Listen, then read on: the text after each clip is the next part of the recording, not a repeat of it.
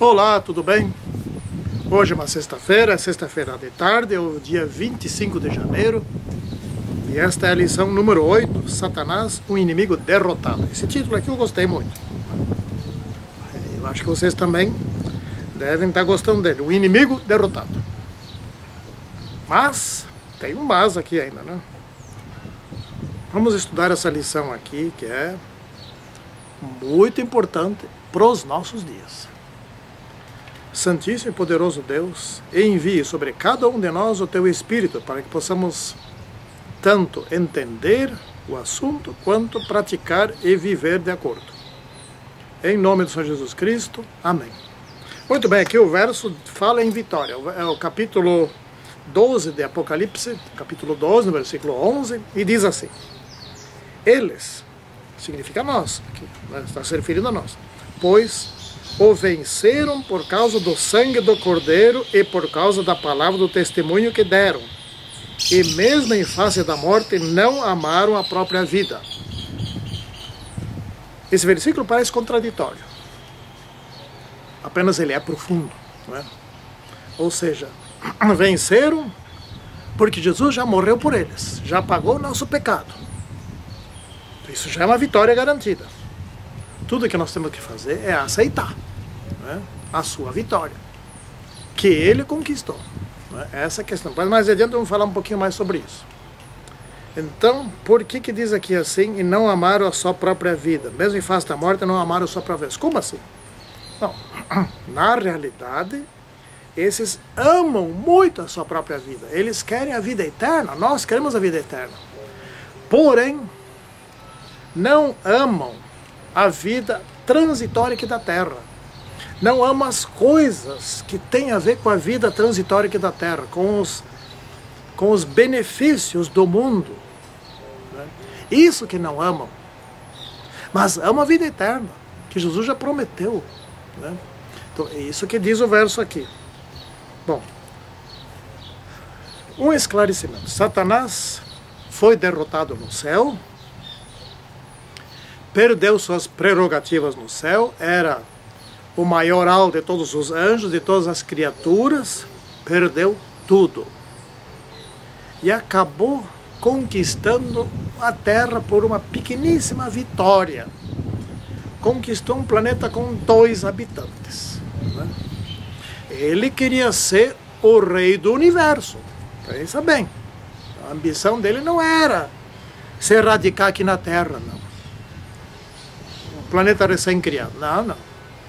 Porém, no desastre da sua aventura, conseguiu enganar Adão e Eva, que eram os legítimos governadores daqui. Eles receberam poder da parte do Criador. Então eles eram os legítimos governadores aqui da Terra, eles eram os príncipes do mundo. Adão era o príncipe do mundo. E Satanás, por meio do engano e por meio da obediência, usurpou, por meio de falsidade, usurpou o direito que foi dado a Adão, né, de ser o príncipe aqui, Adão e Eva. E aí ele passou a ser o príncipe aqui. Então ele passou até um reino, pequenininho, um planeta só, de bilhões e bilhões e bilhões e bilhões de planetas, ele tinha um. Né? Bom, antes um pequenininho do que nada, agora ele tinha uma sede, tinha um lugar, etc. Aí, arrogante como ele é, quis ter o direito de representar o planeta aqui da Terra nos concílios celestes. Eu não sei dizer se Adão chegou a usar esse direito, porque não relata em lugar algum que tivesse tido algum concílio onde ele tivesse ido, etc. Não quer dizer que isso tenha que estar relatado. Né? O fato é que Satanás apareceu nesse concílio pelo menos 2 vezes, no caso de Jó. Né? E foi lá. Deram o direito a ele. Então, é sinal que Adão tinha o mesmo direito. Quantos concílios por ano, quantos concílios por século, às vezes, não sei. Só diz que no caso de Jó, ele apareceu lá, com todo o direito. Né?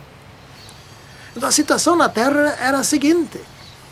Vou explicar aqui mais uma vez, foi explicado aqui na lição 7. Nós vamos repetir. Certas redundâncias são construtivas. Né? quando Jesus concedeu direitos e poderes a Adão como príncipe, Jesus não abriu mão desses direitos, ele concedeu. Né? Entendam bem isso. Vamos ilustrar isso melhor. No caso de uma empresa, como eu sou professor de administração da empresa, essa ilustração para mim fica fácil. Você, digamos, você é o empresário, você é o dono da empresa. Né? Assim como Deus é o dono do universo, ele criou. Aí a tua empresa está crescendo, você tem que contratar um gerente, 2 gerentes, etc., superintendentes.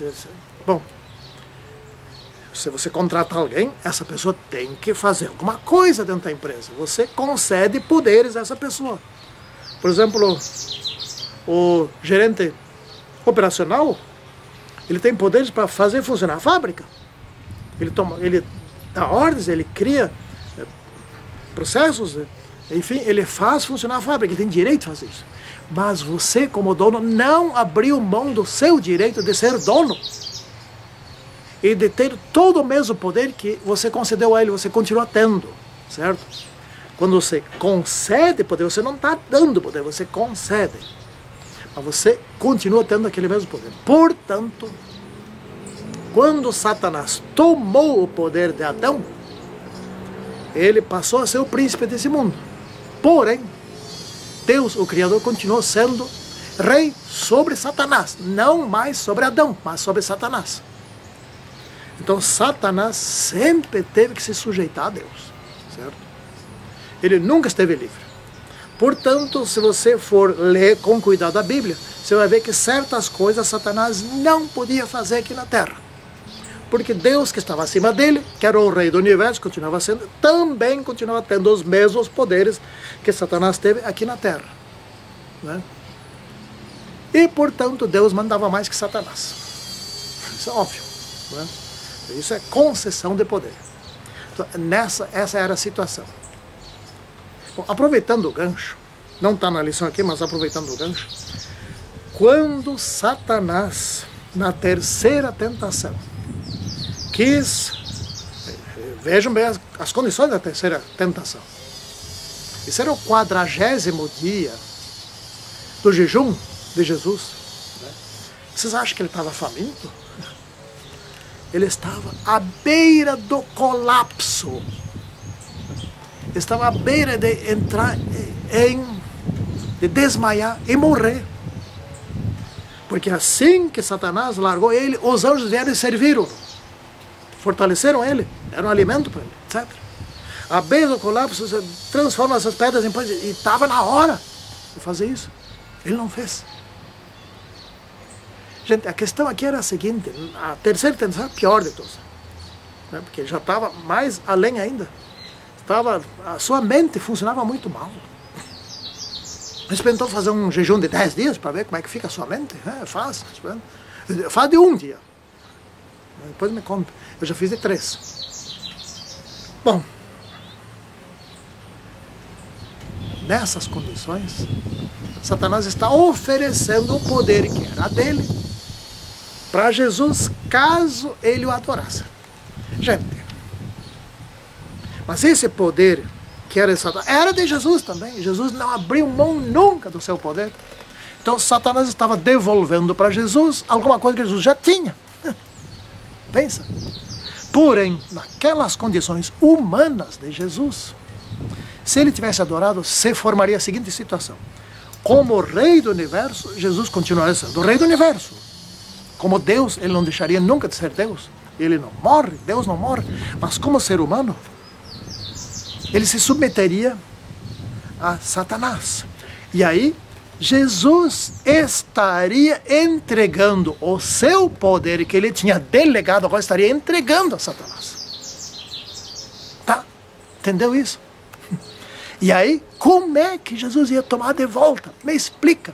Então Jesus, como Deus, seria rei do universo, mas aqui na terra ele não mandaria mais nada. Tá? Essa foi muito sutil. Porque ele teria entregue o poder, agora não era mais delegação, porque Satanás, Adão entregou o seu poder por meio da obediência à serpente. Jesus teria entregado o seu poder, que ele ainda detinha, porque ele só concedeu, a Satanás por meio da obediência. E pior, não só obediência, por meio da adoração. Entenderam? A terceira tentação. Bom, mas vamos adiante aqui. Satanás é astuto.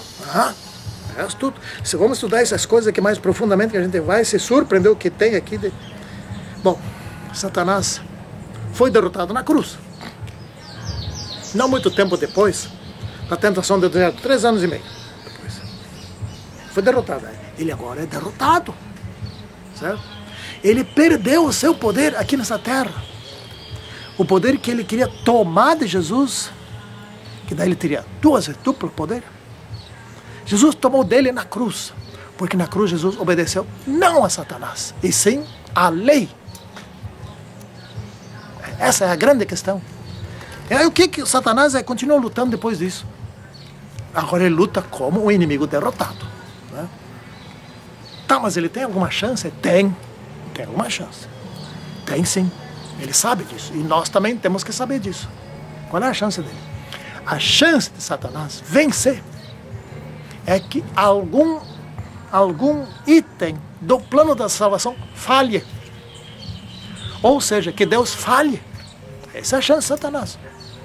Isso é viável? Ah, claro que não. Eu sei que não vai acontecer uma coisa dessa, tu também sabe. Né? Mas qual é a opção dele depois da derrota na cruz? Tem que espernear, não é? Enquanto estiver vivo. Aliás, Satanás é o seguinte: enquanto ele não for morto, ele vai incomodar. Ele vai tentar, sempre. Tem chance? Não, não tem. Contra Deus, não. Porque agora não é mais, presta atenção, não é mais contra um ser humano Jesus aqui. Agora é ele e Deus. Sim, eu sei que ele está lutando contra nós, o remanescente. E agora vem alguém com uma música. Eu sei. Mas nós, o remanescente, temos acima de nós alguém que é infinito em poder. É como diria o Magre, e que é inderrotável, né? Os meus vizinhos aqui não são. Não sei se você está pegando a música, mas eu acho que está já indo embora. Então ele vai lutar até o fim. Por exemplo, sabemos que depois que as pragas iniciam, nenhum mais morre. No Armagedão, nenhum servo de Deus mais morre. Certo? Então, no Armagedão, ele vem com o decreto de morte para tentar matar pelo menos um. E se um for morto, Deus falhou. Então pode ter certeza, isso não vai acontecer. Eu tenho certeza absoluta. Né? Bom, vamos seguindo aqui adiante, porque esse assunto aqui tem pano para manga. Esse assunto aqui é maravilhoso, eu gosto dele. É profecia, eu gosto de profecia. Bom, o dragão, a mulher e o dragão. A mulher, tem 2 mulheres na Bíblia. A prostituta, que é a falsa igreja. E a mulher pura, que é a verdadeira igreja. E a mulher pura concebeu e deu à luz um filho. Isso é Maria, que gerou Jesus Cristo. Ou seja, o Espírito Santo gerou gerou Cristo em Maria. Né? Bom, então são 2 mulheres e um dragão. Esse dragão, ele, no Apocalipse 12, ele tem 7 cabeças e 10 chifres. E sobre as cabeças tem 7 coroas. No Apocalipse 13, aparece ele de novo. Ele tem 7 cabeças e 10 chifres. E agora as coroas estão sobre o chifre. Não são mais 7 coroas, são 10. Cada chifre tem uma coroa. Bom, aí eu vou interromper o vídeo aqui, porque eu acho que está pegando um som horrível aí. Tem uns vizinhos aqui que não dá para aguentar. Desculpem. Eu vou fazer o vídeo em outro lugar.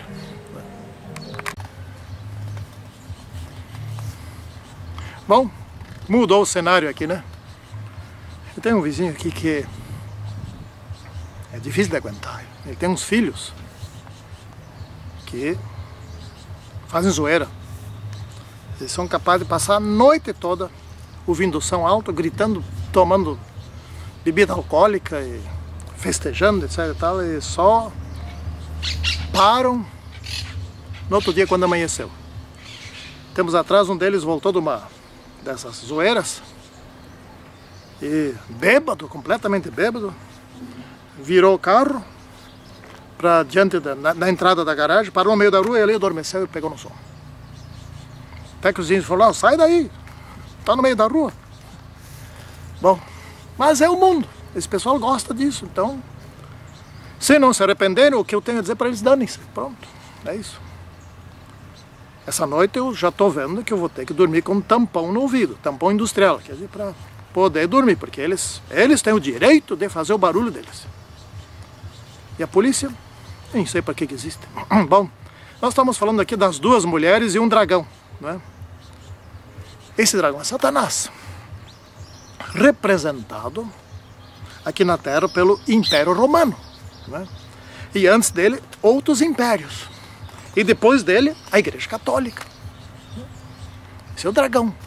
O dragão tem seu representante. Ele age por meio de seres humanos. Ele não pode agir de outra maneira. Direto assim, pouca coisa ele pode fazer. Porque acima dele tem outro poder. Deus nunca abriu mão do seu poder.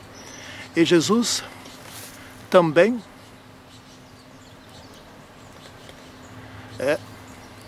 se manteve. Deixa eu ver qual é o sinal que a filmadora está dando. 2 minutos. Bom, eu vou terminar esse parte de domingo e vou descarregar um outro vídeo e vamos fazer depois uma terceira parte, né? A filmadora está me dando uma mensagem que só tem 2 minutos de gravação. Em 2 minutos não dá para fazer a lição toda. Esse dragão era a antiga serpente Satanás, serpente lá no Éden, Satanás, aliás, o Lúcifer lá no céu, e fez guerra no céu, né? E com a sua cauda, a cauda quer dizer tipo coisa de animal. O cachorro, por exemplo, ele sacode, ele se comunica muito pela cauda, o gato também, outros animais também, né? Cavalo, etc. Mas o dragão, ele engana pela cauda, né? Ele transmite informações pela cauda, ele engana. A cauda é o símbolo da sua capacidade de mentir, né? Então, esse dragão, ele enganou 1/3 dos anjos no céu. E aqui na Terra ele está enganando muito mais do que 99% das pessoas. Sim. E o dragão de Apocalipse 12, vamos falar um pouquinho sobre isso, de Apocalipse 12, 13 e 17. O dragão de Apocalipse 12 tem 7 coroas sobre as cabeças. Isso significa dizer, esse é o período do tempo do império, dos impérios. As cabeças são impérios. Apocalipse 13, as coroas não estavam mais sobre a cabeça, estavam sobre os chifres. É o tempo os 10, né? É o tempo das democracias, o nosso tempo. Em Apocalipse 17, as coroas não estão nas cabeças e nem nos chifres. Onde é que estão as coroas? Foram jogadas aos pés, foram entregues à besta. Ou seja, o mundo inteiro entregou o seu poder à besta. Nos tempos finais, né? Bom, Satanás sempre quis destruir o Messias. Aliás, antes disso, ele queria destruir o seu povo, o povo de Deus aqui na Terra. Ele queria destruir a família de Adão. Então vamos continuar o nosso estudo, né? Já na terceira parte aqui. Fulano aquele ali parou de bater o som dele. Ele bate estaca. Isso é excelente, sabe? Esse tipo de som é excelente. Para desconcentrar. Para você não conseguir pensar com profundidade. Por isso, dentro da igreja, estamos usando muito esse tipo de som. Você não aprender, para não refletir. É para isso. Satanás usa essas coisas. Ellen White alertou sobre isso. E a nossa liderança está fazendo o quê? É só dizer, não pode. Pronto. Mas... Bom, vamos para a guerra no planeta. Eu vou seguir aqui literalmente a lição. Então Satanás foi expulso do céu. E foi vencido aqui na Terra, mas não foi expulso da Terra. Continua aqui, não é? O Satanás tentou destruir a família de Adão, matando Abel. E aí a intenção dele era matar todos os filhos de Adão e Eva que fossem fiéis a Deus. Bom, conseguiu Abel, né? Não conseguiu os outros.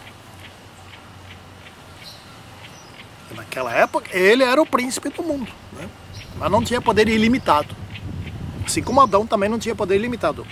Satanás herdou por usurpação o poder limitado que Deus deu a Adão e Eva. Esse poder ele tinha, né? Mas ele não podia substituir Deus aqui na Terra. Estava sujeito a Deus. A hierarquia aqui na Terra era a seguinte: Deus depois Adão, e aí, mais tarde, Deus e depois Satanás. E mais tarde, ficou Deus e Jesus.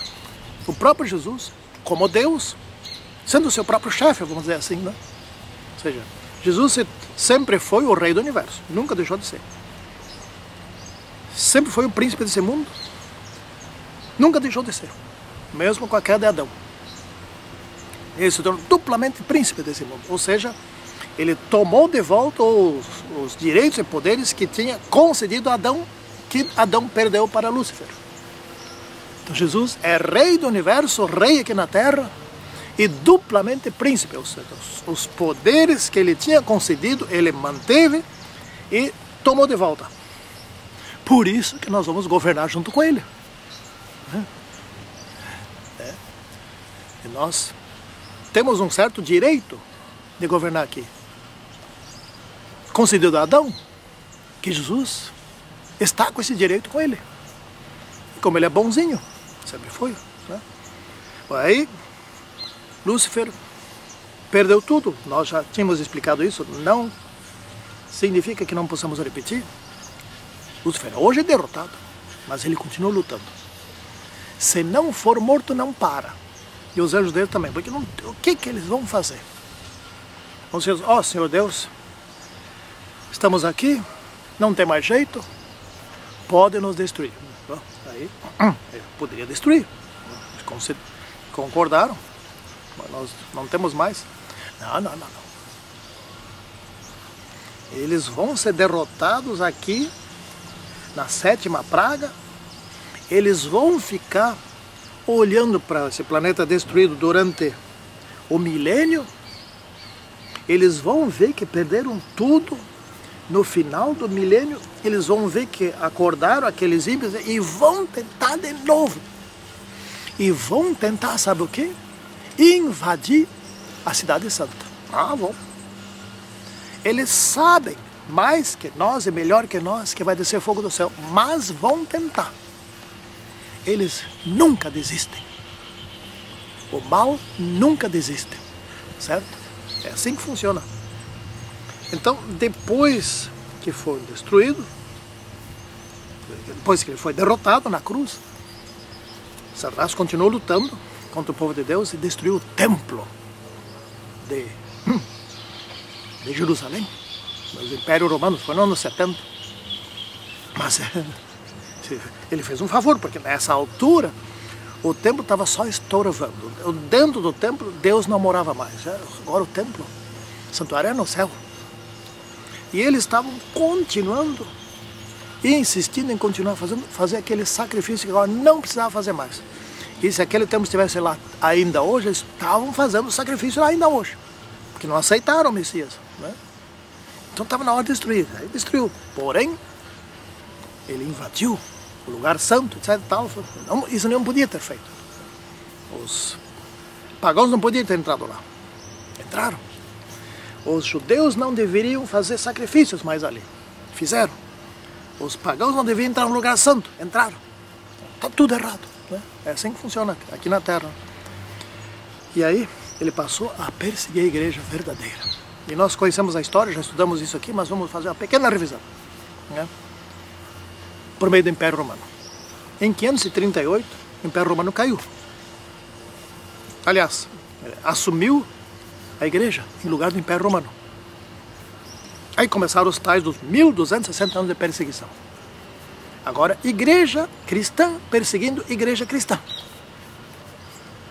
Bem nós sabemos que no final esta será a pior perseguição quando os nossos irmãos, né, muitos nossos anciãos, muitos nossos pastores, muitos nossos departamentais, presidentes, etc., que hoje são pessoas levianas dentro da igreja, que cometem adultérios. Nós sabemos, isso tem bastante.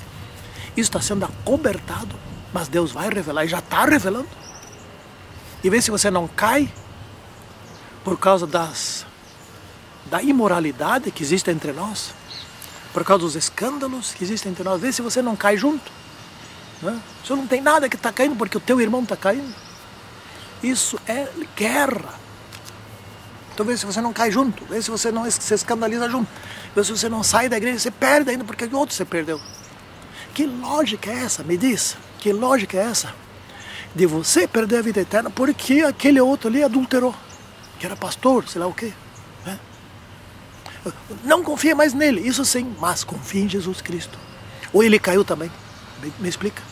Ele não, então siga ele. Tá? Aí veio a Igreja Católica Apostólica Romana. Essa foi a grande perseguição, 1260 anos, até 1798. Aí a ferida mortal da França, a França que era a grande aliada da Igreja Católica, desferiu a ferida mortal. Nessa época, pouco antes que isso, os servos de Deus da Europa, principalmente da Grã-Bretanha, estavam fugindo para o Novo Mundo, os Estados Unidos da América, onde obtiveram liberdade de culto. Né? E ali se formou o remanescente, a sede do remanescente, porque o remanescente está espalhado pelos 193 países que constituem a ONU e mais alguns países que não fazem parte da ONU. Né? Nós estamos quase presentes, eu acho, em todos os países do mundo. E existem servos de Deus que não fazem parte do nosso povo, estão em todas as outras igrejas, e filosofias, etc., e que sairão dela, como diz Apocalipse 18:4, sairão dela e se unirão ao povo de Deus, assim como do povo de Deus saíram muitos por causa do sacudidura e se unirão à Babilônia. Então vai ser uma troca engraçada, né? Uma troca trágica. De dentro de nós muitos sairão para nos combater. Os nossos piores inimigos estão hoje sentados ao nosso lado. E de fora sairão pessoas sinceras e virão para cá. Tem muito trigo lá fora e tem muito joio aqui dentro. Tem que fazer uma troca. Deus vai fazer essa troca. E nós pregaremos. Eu serei um dos que vai pregar. No final, eu não quero cair. Minha esposa também não. Minha filha, meu genro também não. Nós queremos ficar firmes. Então, Satanás vai fazer guerra contra o remanescente. O remanescente são eu e você. E os que de fora entram. Não os que estão dentro que saem. Esses não são remanescentes. Esses são inimigos. Né? Inimigos na trincheira. E esse remanescente tem duas características. Eles guardam os mandamentos de Deus, não os outros mandamentos. Ou seja, eles têm o selo de Deus, porque o selo de Deus está nos 10 mandamentos, é o 4º mandamento. Né? Segunda característica, eles têm o testemunho de Jesus, ou seja, eles têm o Espírito de profecia, ou seja, eles têm os escritos de Ellen White, profetiza para os últimos tempos. Eles conhecem as coisas, eles leem esse Espírito. Não só tem em casa, dentro dos livros, ou dentro do CD, ou DVD, etc. Não, não. Isso não adianta nada. Eles leem, eles observam. Eles olham Ellen White como uma profetisa, não como uma mera escritora americana. Então eles guardam os mandamentos e seguem os escritos do Espírito de profecia. Eles conhecem os tempos. Eles sabem, por exemplo, em respeito à música. Né? Eles sabem. Hoje eles devem estar calados. Assim como eu também me calei em relação a esse assunto, porque eu sou extremamente combatido por causa disso. Por meio de muitos grandes pastores. Né? Mas chegará o tempo que tudo isso será varrido de dentro da igreja. Porque é uma profecia, que você entraria na igreja, depois entrou. Isso é uma profecia, então. Mas muitos, não uma minoria, a maioria, não aceita mais Ellen White, a escritora americana. Não aceita. Vários escritos dela, várias coisas que ela escreveu, não são aceitos, são combatidos, são distorcidos. Esses não são o remanescente, esses cairão fora. Vê se você não esteja assim junto com esses. Bom, por fim, qual é a estratégia de Satanás para o tempo do fim? Aqui o autor ficou fraco, eu acho que ficou fraco. Andei estudando o Espírito de Profecia e descobri que tem 4 estratégias e um engano fatal. Olha a primeira estratégia: manter a igreja morna. Porque daí a igreja não prega e também não resolve a questão aqui na terra. Mas não termina nunca, vai levando sempre. Essa estratégia é boa para Satanás, porque ele precisa da igreja. Porque enquanto tiver igreja aqui, tem membros, tem servos fiéis a Deus, e Deus abençoa o mundo. Essas pessoas trabalham em algum lugar. Todo mundo precisa ser abençoado. E Satanás vai empurrando, como se diz assim, de barriga. Essa é a melhor estratégia para ele. Mas a igreja vai se reavivar e já está se reavivando. Vai vir a segunda estratégia. Perseguição. Né? Temos que criar dificuldades extremas para os adventistas do sétimo dia. Temos que criar dificuldades, ele diz. E vai criar. Vai ter problemas de emprego. E junto com a segunda estratégia já vem logo a terceira. Decreto dominical. De tal maneira que se torne impossível viver aqui nesse mundo se não obedecer à santificação do domingo. Aliás, o sinal da besta hoje não existe. O domingo não é o sinal da besta. Não. O domingo se torna sinal da besta quando todos souberem, por meio da pregação, por meio dos ensinamentos dos adventistas, que o domingo é um dia espúrio. O domingo não está na lei de Deus. E quando todos souberem disso, ou seja, quando as pessoas souberem disso e continuarem a santificar o domingo e se submeterem ao decreto dominical, aí eles aceitaram o sinal da besta. Ou seja, aí eles conscientemente são seguidores ao demônio. Servos do demônio, escravos do demônio, melhor dizendo. Né? Bom. E então, essa é a terceira estratégia de Satanás. A primeira é manter a igreja morna. Isso não vai funcionar sempre. A igreja vai ficar, vai se aquecer, vai começar a pregar e a mornidão se foi. Né? Aí a segunda estratégia que é a perseguição. Aí já começa a sacudidura. A terceira estratégia é o decreto dominical. Aí a sacudidura se torna fortíssima. Muitos dentre nós não vão suportar perder os empregos, perder o capital, perder a empresa, perder os bens, serem confiscados, serem perseguidos, perder tudo. Né? Porém, atente, nesse tempo se cumpre o que Isaías escreveu, que o pão e a água serão certos. Ou você acha que nós concluiremos a pregação do Evangelho morrendo de fome, esquálidos? Não. Lembra daquele pão que Elias comeu? Caminhou 40 dias e 40 noites, sem dormir nem nada, com a força daquele pão, está escrito. Acho que é 1 Reis. Bom, depois a quarta estratégia é lá no tempo das pragas, no Armagedão. Quando Satanás vê que não consegue destruir o povo de Deus, mas não consegue de jeito nenhum. Aí ele imita o decreto de morte. Se ele conseguir matar um, ele venceu. Porque Deus garantiu a nós, por meio de Ellen White, que nas pragas nenhum servo de Deus mais morre. Antes das pragas, ela diz, milhões irão morrer. Mas depois das pragas, essa morte seria um trunfo só de Satanás. Antes das pragas, morrendo um santo, etc. e tal, alguém se comove, etc. e é capaz de se converter. E se converte, muitos se converterão. Mas depois das pragas, não tem mais conversão. Então ninguém mais morre. Aí vem o decreto dominical, porque se ele conseguir fazer com que alguém leve um tiro e morra, etc. e tal, qualquer coisa assim, decapita, etc. e tal, morra, ele vai reivindicar, viu, Senhor Deus, a tua profecia não se cumpriu e Deus vai ter que aceitar. Isso não vai acontecer, você sabe disso. Mas tem um porém aqui, tem mais o outro senão aqui, que é muito importante. Antes das pragas, antes do fechamento do porta-graça, ele vai aparecer aqui na terra. Ele vai simular a segunda vinda. Esse engano vai ser extremamente poderoso. Todos aqueles que não estudaram bem aqui a lição vão... Opa, chegou Jesus. E ele vai dizer. E os apóstolos vão aparecer com ele, vivos.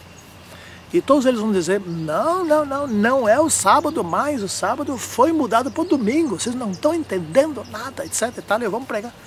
E vão fazer milagres, e ele vai ser o mesmo Jesus Cristo daquela época, vai simular bem direitinho. Só vai ter dois indicativos que vamos nos definir que não é autêntico. Primeiro, ele não vai vir pelas nuvens do céu, isso não vai ser permitido. Muito embora possa fazer descer fogo do céu como fez Elias, mas não vai descer com as nuvens, vai aparecer aqui, vai aparecer lá, outro lá. Segunda, vai falar mal no sábado e vai defender o domingo. Claro, vai defender a imortalidade da alma, etc. E tal, essas coisas todas que estão pregando hoje. Você já sabe. Né? Você não precisa estudar muito para saber que, não vindo pela nuvem com os anjos tocando trombeta, e ensinando a respeito do domingo, etc. Não é o autêntico. Mas muitos cairão. Muitos dentro de nós cairão. Esse engano será tão poderoso que enganaria até os escolhidos. Mas não vai enganar sequer um escolhido. Não. Mas é poderoso. Porque o joio será enganado mesmo. O joio superficial de dentro da nossa igreja será enganado. Vai. Então, meus irmãos, estudem bem essas lições, que são fantásticas. Aqui diz o seguinte: o engano do fim dos tempos será tão grande que a maioria das pessoas será levada a escolher o caminho da destruição. Mateus 7,13. Última linha aqui da parte de quinta-feira. O nosso tempo já foi, passou longe do que devia ser. Fizemos 3 cenários diferentes, né? Pelo menos variou um pouco. E o tempo aqui está se preparando para a chuva, né? Espero que chova logo. Está muito quente. Estou embaixo de uma sombra agradável. Santíssimo e poderoso Deus esteja conosco, nos dando poder para ficarmos firmes dentro da igreja que tu escolheste. Muito embora os escândalos, cada pouco aparece mais um, muito embora o exercício de poder despótico por parte de muitos, esta é a igreja de Jesus.